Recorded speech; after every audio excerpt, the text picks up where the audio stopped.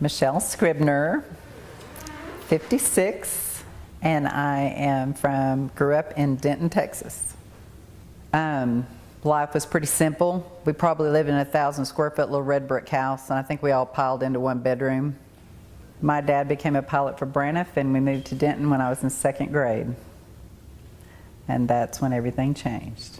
We moved to the country. My dad bought, I think at first it was 30 acres and an old white farmhouse. And my dad started flying. He was a pilot for Braniff. So he was gone international for a week to 2 weeks at a time. My mom would get up in the morning and put a belt around her neck right away. There was no control. It was total chaos. A lot of fighting. I just stayed quiet. I tried not to be a problem. I remember hanging upside down in a tree and talking to God and telling him that I was going to remember this day and that I was thankful for him. And we weren't really raised in church, so I'm not sure. I just really remember that, thinking, could I really remember this forever, you know? And so I do. I think about it a lot. My grandma, Cole, she just passed away at 103, and she was the oldest of 12, so she never got to do a lot of stuff, being raised up in Michigan back in the early 1900s. And so she's like, make a bucket list. She didn't call it a bucket list, but she's like, make a list of everything you want to try. Just if you want to experience it, try it. So I made a list, and it was so much fun to go down that list and check off. I mean, you want to try to be on The Price is Right? Go do it. So I'd check it off, and I did it. It was fun. That was an experience. But I had this list, and the very last thing on the list was Mom. But one of them was Dallas Cowboy cheerleader. And I don't know if it was so much that I was trying to impress my dad, but it was a challenge. I loved a challenge. I'm just very competitive. I mean, if I do something, and those of you that know me, I come in hot, I do it 110%, but then when I'm done, I'm done. And I go on to the next box. Well, I think being raised with 4 brothers in this chaotic atmosphere, that I was always drawn to the light. I never was drawn to darkness. I never understood people being drawn to anything that was dark. It didn't make any sense to me. If it went against anything that I don't know how to explain that. I've just always had God with me. And so I always had high standards for myself. And even in the situation with the cheerleaders, I mean, you know, I don't lower my standards for anybody or for any trophy or acknowledgement or goal. I just don't.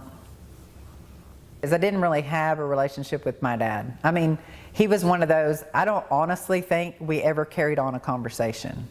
He was always either flying, or he had a whole cattle business. He was president of the Simmental Association, and he was just blowing and going. I mean, he'd have 10 plates going at once. So he never, ever asked how your day was or had a conversation. And the reason I say that is in today when we were singing He's a Good, Good Father at church, that song just speaks to me, because that's who my father was. From the time I was hanging in the tree until now, like I made up my mind that when I realized that he was our father, that was my dad. And so he's always been like the lover of my soul. I had my church family, and I needed that because my home family was a mess. I mean, I would sleep in my car at night not to hear the fighting, you know, or my parents' car. Steve Scribner, he was, you know, running away because I was chasing him, right, which is the game they play. And I didn't really understand the game because I didn't really think there was games. And so I was so excited when I made cheerleader, I called him. And I said, guess what? I made Dallas Cowboy cheerleader thinking he would like me, you know. And he goes, I'll never forget, he goes, so? And I thought, really? All righty then. And after that, I was done. I pushed him a little too far too fast because he was very laid back and wanted to run with his buddies, but I loved his family. His dad and his mom was like Leave It to Beaver to the T, and I wanted that. I saw how good a dad he was to his kids, his dad, and I thought if he grew up with that, because he was a great dad. He loved his kids. He coached all their teams. He coached other teams that his kids weren't even on, and everybody, he loved people, and especially kids, and he loved me. And he would take me to lunch. He would call me. He always wanted to know he always had time for me. And I loved that because I didn't have that at home. Yeah, he would always say, anytime you need to talk, you just call me, we'll go get a Coke. That was his thing. So, and he did. I mean, we would go get a Coke and we would talk, and he even, he won this cruise. He asked each of his boys if they wanted to go on this spectacular Mediterranean cruise. Well, he got to Steve, and Steve said no, but Michelle would love that. And so, of course, I was like, sign me up. And so, yeah, I went with my father-in-law on a week-long cruise in the same room with twin beds. And I wish I'd have wore a shirt that says I'm with my dad, because he wanted everybody to think I was the younger girl. So it was fun. But we just had that kind of relationship. I mean, I could shoot him straight. I could tell him what I didn't like and what was going on, and he did the same thing with me.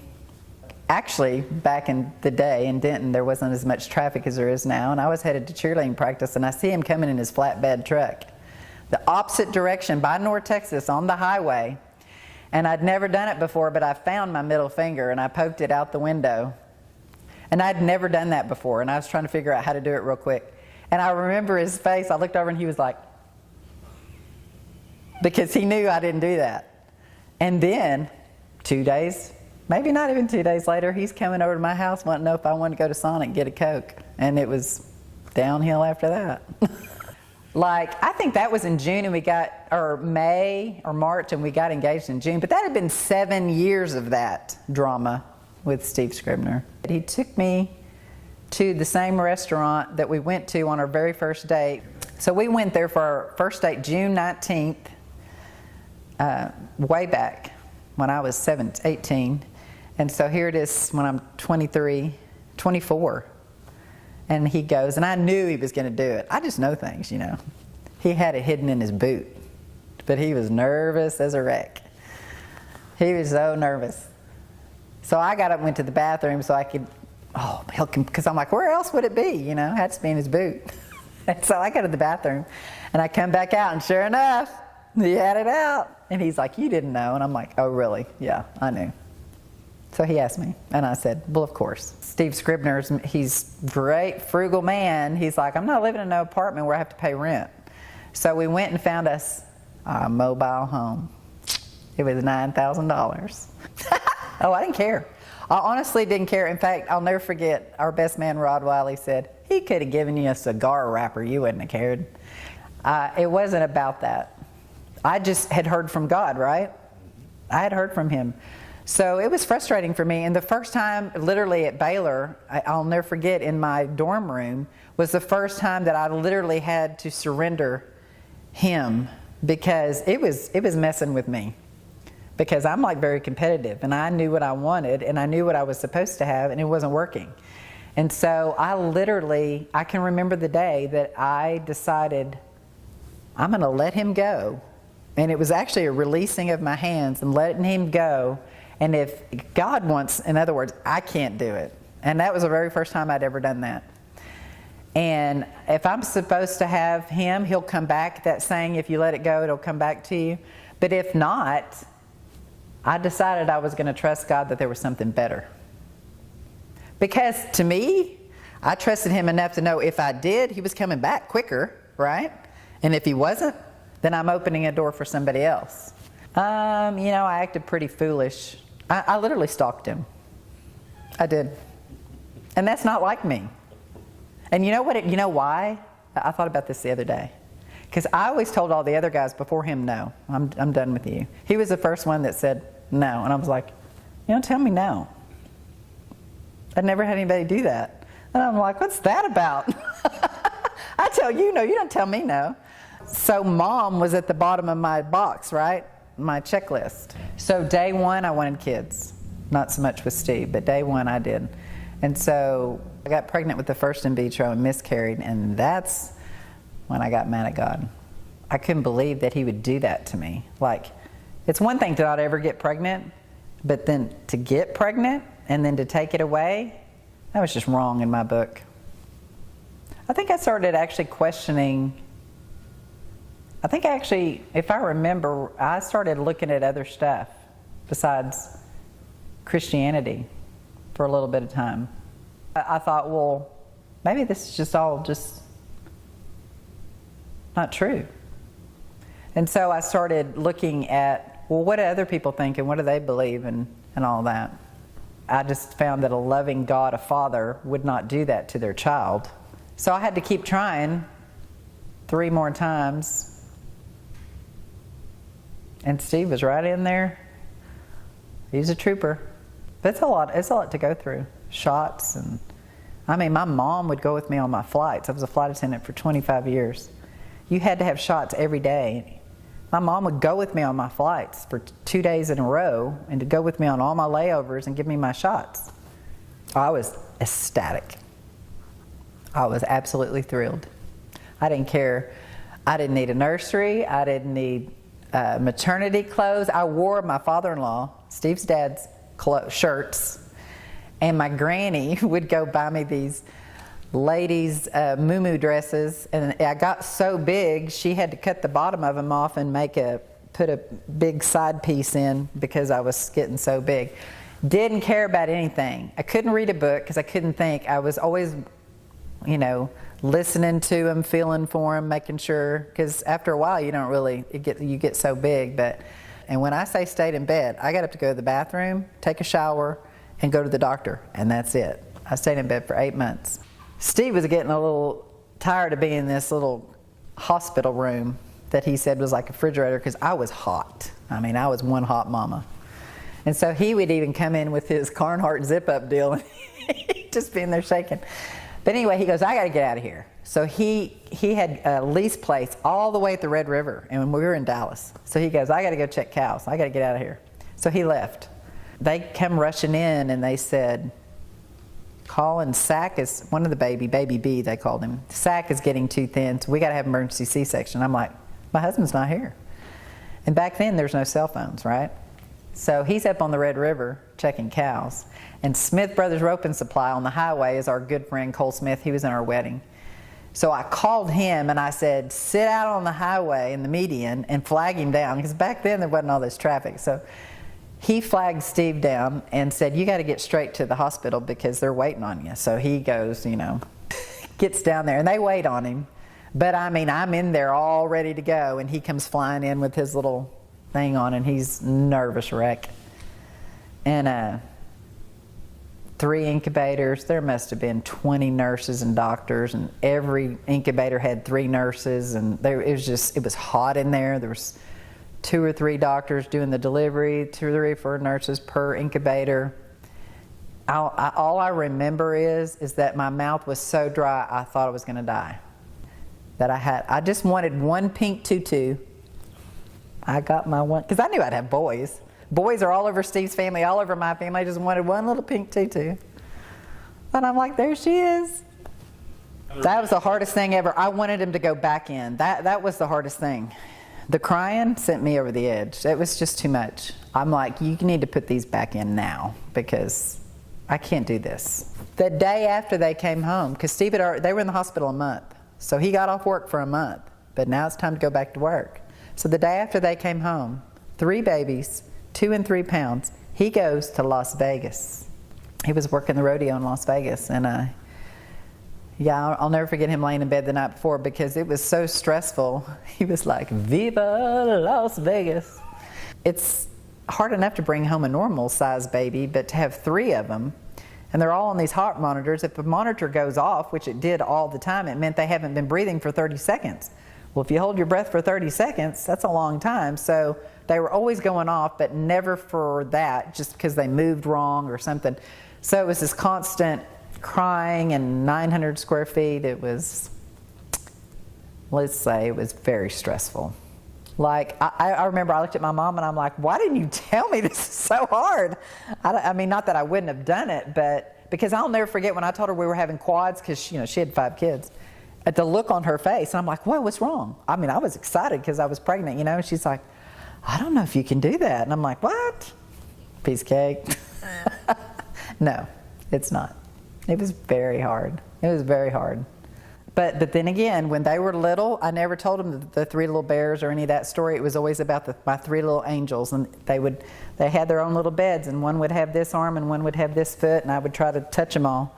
And I would tell them about how I prayed for them for so many years, and how these are my 3 little angels, and I saw them up in this, I could see them before they were born, and I could see their faces, and I picked them, and that they were special and they were chosen, and that God loved them enough to give them to me. So those were the stories I would tell them. I didn't really open up a lot of books. I made up my own stories and shared with them my dreams for them, and my, what I wished for them and what I knew to be true.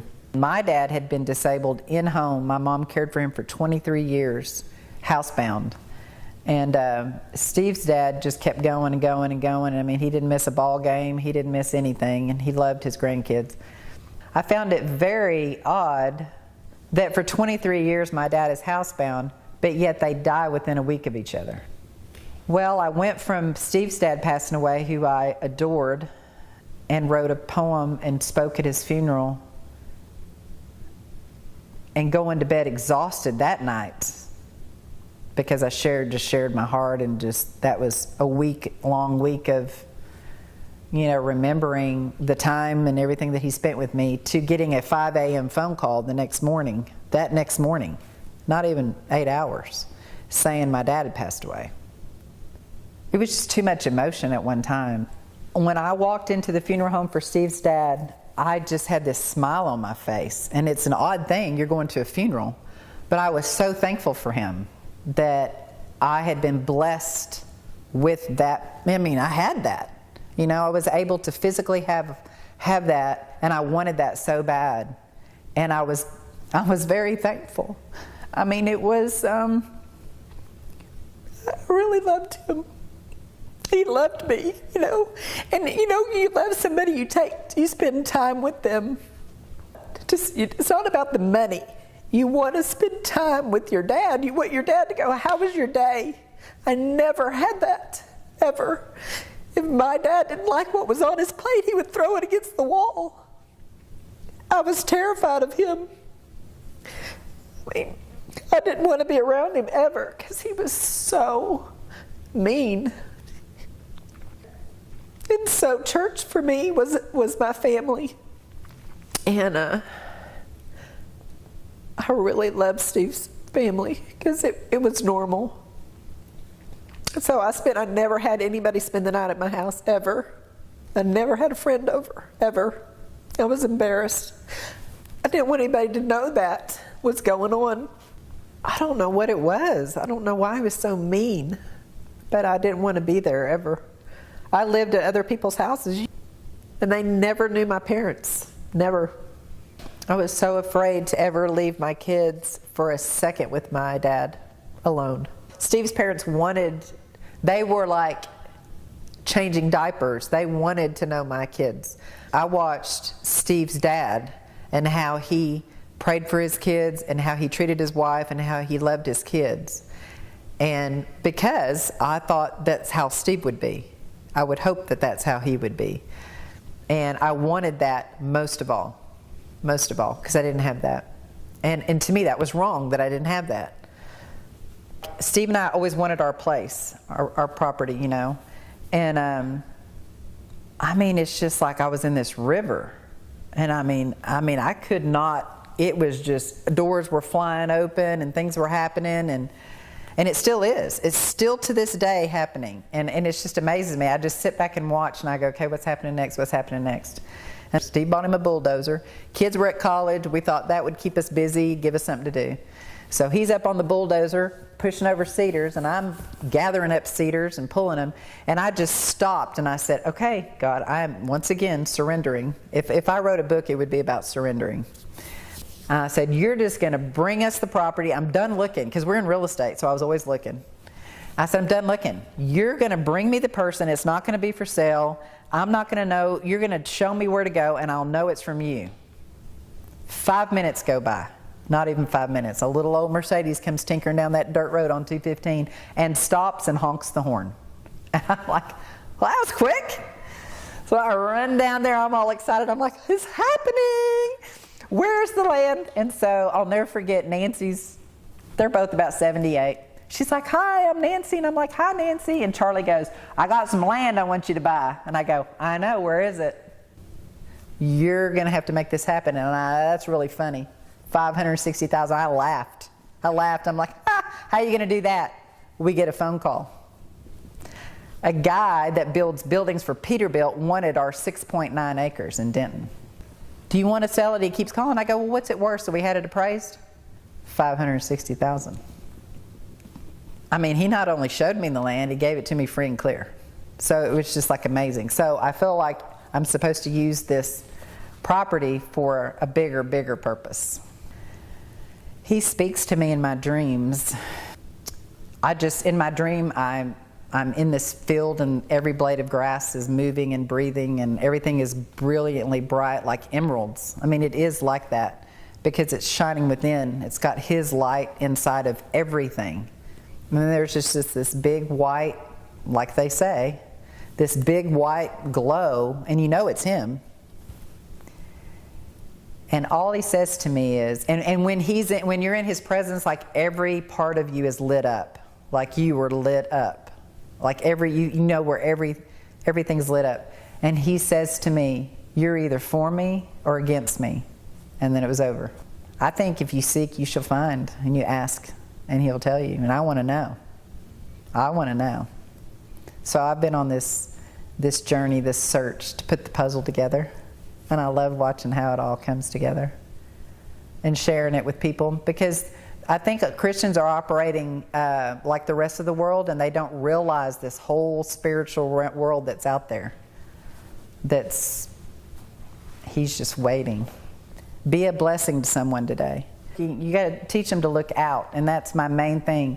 If you teach their hearts to turn out and to look, to be Jesus to others, you can't lose with that. I mean, that's what it's all about.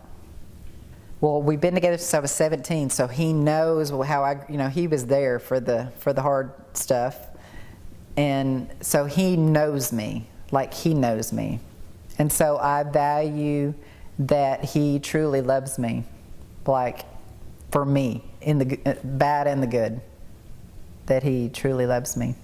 I mean, He always tells me I'm beautiful. He always kisses me. I'm always the first thing He looks for when He comes home. I love that, actually. I've never told Him that, but now He knows. He gets out of His truck. Sometimes I make it a game. I'll hide, or I'll be where He doesn't think I'm at, and He'll just go room to room to room to room. He's looking for me, and I love that. I'm the first thing that He's looking for. I think that's special. I found out that I loved Him because He was calm, because I had such crazy mess at home, so I loved His calmness, but then I wanted to lead. So I'm like, well, how can He lead if I'm leading? And I finally allowed that, and He's really done that. Actually, this little church has changed everything for Steve and I, actually. Your messages and the way He gets how you say things, like He understands it. He's reading. He's wanting to know. It's making sense the way you share it. And I love this because I could tell that His wheels were changing. You said your wife is your crown jewel. And I remember we were doing something. We were at the grocery store, and you had called or something, and Steve goes, I'm helping my crown jewel. And I thought, oh my gosh, that's so cute. But it's almost like now we're more one, if that makes sense, because he leans maybe more on me. I feel like that, yeah, I'm his crown jewel. That what I've learned and what God has showed me is that we're not in charge, and that surrendering and that trusting enough to surrender in any situation opens the river.